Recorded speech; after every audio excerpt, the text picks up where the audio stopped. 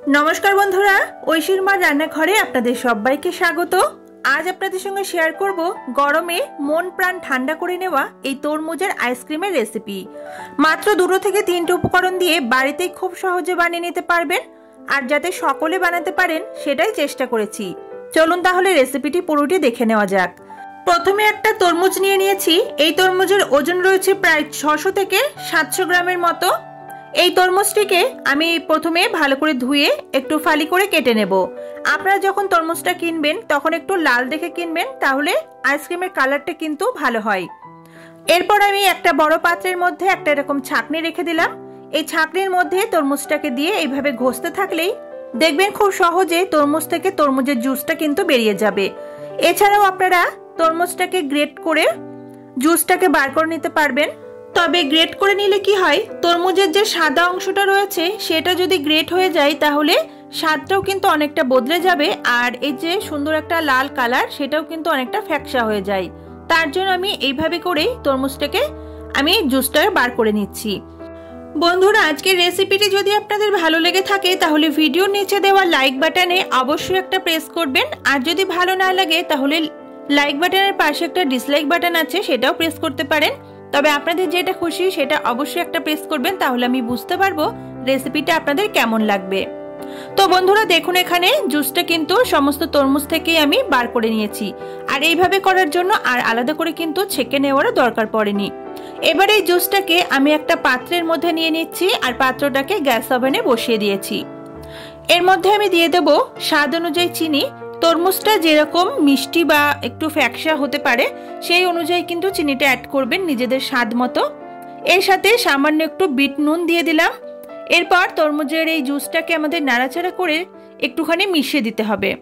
চিনিটা গলে গেলে দেখবেন তরমুজের এই জুসটা আরও কিছুটা পাতলা হয়ে যাবে। এরপর এটাকে মিডিয়াম ফ্লেমে রেখে ক্রমাগত এভাবে নাড়াচাড়া করতে থাকতে হবে। জুস বার করার পর আপনারা যদি ডিপ ফ্রিজে রেখে দেন তাহলে কিন্তু সরাসরি সেটাও আইসক্রিমে পরিণত হয়, কিন্তু সেটাতে কিন্তু এতটা স্বাদ আসে না। তার জন্য এই স্টেপটা ফলো করতে হবে। এরপর একটা বাটির মধ্যে 1 টেবিল স্পুন জলের মধ্যে 1 টিস্পুন কর্নফ্লাওয়ার দিলাম। কর্নফ্লাওয়ারটা জলে ভালো করে গুলে নিয়ে তারপর এই তরমুজের জুসের মধ্যে দিয়ে দিচ্ছি। তবে কর্নফ্লাওয়ারটা সরাসরি কিন্তু কখনোই জুসের সাথে মেশাতে যাবেন না, তাহলে কিন্তু দলা পাকিয়ে যাবে। এইভাবে জলের মধ্যে মিশিয়ে নেওয়ার পরেই কিন্তু জুসের মধ্যে অ্যাড করবেন। ভালোভাবে নাড়াচাড়া করে মিশিয়ে দিচ্ছি, আর গ্যাসের ফ্লেমটা মিডিয়ামে রেখে এটাকে 2 মিনিট মতো ফুটিয়ে নেব। কর্নফ্লাওয়ারটা দেওয়া হলে তরমুজের এই জুসটা যেটা একটু পাতলা ভাব থাকে সেটা কিন্তু একটু ঘনত্বটা বেড়ে যায়, আর তাতে কিন্তু এই আইসক্রিমের স্বাদটাও বেশ ভালো হয়। ভালো করে মিশিয়ে দেওয়ার পর যখন ভালোভাবে ফুটে উঠবে তারপর 2 থেকে 3 মিনিট আমি ফুটিয়ে নিয়েছি। এবার আমি গ্যাসের ফ্লেমটাকে বন্ধ করে দিয়ে সম্পূর্ণ এই জুসটাকে ঠান্ডা করে নেব। তরমুজের জুসটা সম্পূর্ণ ঠান্ডা হয়ে যাওয়ার পর এখন আমি একটা কাচের পাত্রের মধ্যে এটাকে নিয়ে নিয়েছি। আপনারা যে কোনো পাত্রের মধ্যে নিতে পারেন। এরপর নিয়েছি এরকম ছোট ছোট কয়েকটা কফি কাপ।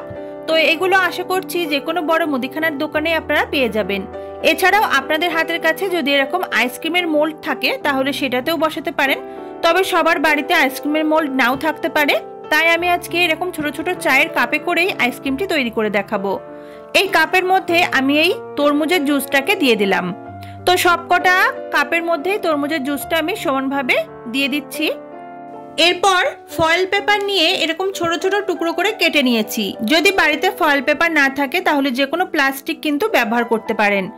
এই ফয়েল পেপারগুলো যে কোনো বড় মুদিখানার দোকানে কিংবা যে কোনো বড় গ্রসারি স্টোরে কিন্তু পেয়ে যাবেন। এইভাবে ফয়েল পেপার দিয়ে কাপের মুখগুলোকে বন্ধ করে দিতে হবে।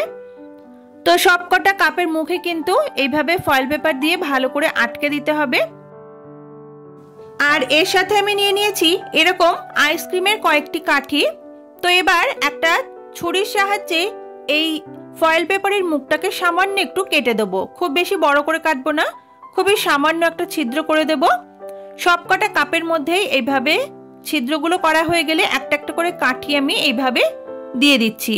আর কাঠিগুলো কিন্তু একদম নিচ পর্যন্ত দেবেন, তা না হলে কাঠিগুলো কিন্তু কাত হয়ে যাওয়ার সম্ভাবনা থাকে। তো এইভাবে একদম নিচ পর্যন্ত কাঠিগুলো আমি দিয়ে দিলাম।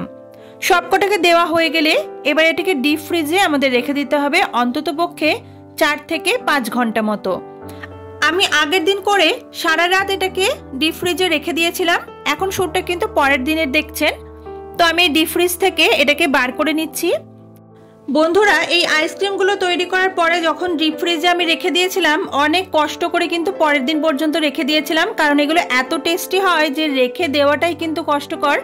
আর বাড়িতে যদি বাচ্চা থাকে তাহলে তো হয়েই গেল। আমার যেহেতু শ্যুটটা করা বাকি ছিল, আপনাদেরকে দেখানো বাকি ছিল, তাই কিন্তু অনেক কষ্ট করে রেখে দিয়েছিলাম। দেখুন, আইসক্রিমগুলো কিন্তু খুব সহজেই বেরিয়ে যাবে। দুই হাতের মধ্যে একটু রোল করে নিলেই খুব সহজেই কিন্তু আইসক্রিমগুলো কাপ থেকে বেরিয়ে আসবে।